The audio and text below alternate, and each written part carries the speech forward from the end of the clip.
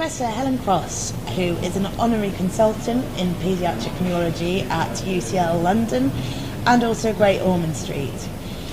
Professor Cross, where do you think the future treatment of epilepsy is? I think we are gaining great insights at the moment into the causes of epilepsy. And I think by defining more causes, we're going to have more targeted treatments.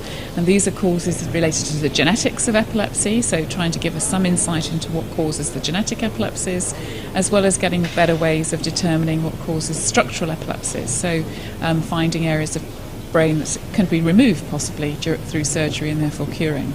So I think having targeted treatments is the way forward.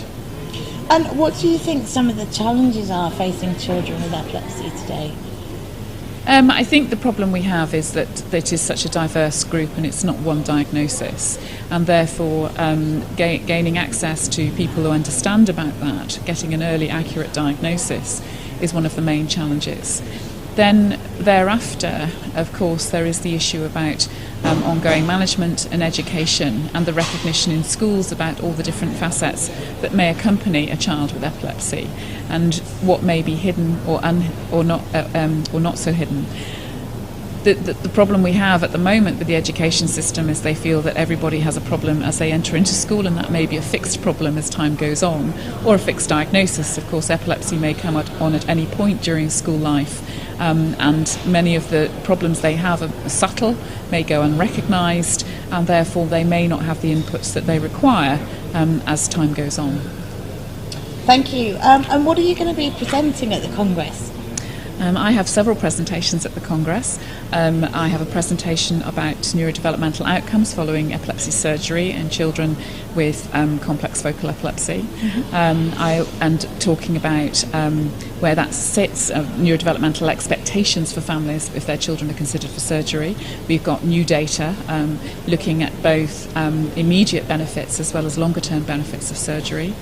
I'm also talking on treatment of epileptic encephalopathy session, and by epileptic encephalopathies is where we think the epileptic activity is contributing to learning problems over and above the underlying cause of the epilepsy.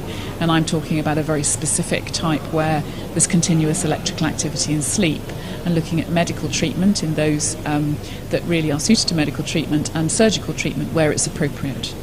So you're very busy. Yes. Which sessions are you excited about? I think that's particularly exciting at this Congress are the extra sessions that have been put on the forums, which are really targeted at looking at new and hot topics and where we're going with particular ideas with certain topics, research. I'm particularly involved in one in Rasmussen syndrome, for example, where we'll be discussing ways forward in treatment protocols and also research. So I think they're a very exciting way forward because they've been brought to the fore by the people who are coming to the Congress rather than as educational sessions. It's great that the Congress is in London this time as well. Yep. And how do epilepsy services in England compare to those in other countries? I think it's very variable, and there are strengths and weaknesses to our system. On the one hand, I think we do, where the services are set up appropriately, we have a very comprehensive approach, and it's not a medical approach, but it's a psychosocial approach as well. Right. And there's no question, I think, that our educational services for children, albeit we complain a little bit, are better set up in our country than there are others. There are very little in the way of special education in some countries, for example, and therefore children who need special education aren't catered for. They're just left in normal schools. As far as health services, we probably we're more discerning with what we may use certain investigations for because of our access. But that aside, we should strive to get the appropriate access at different stages of diagnosis.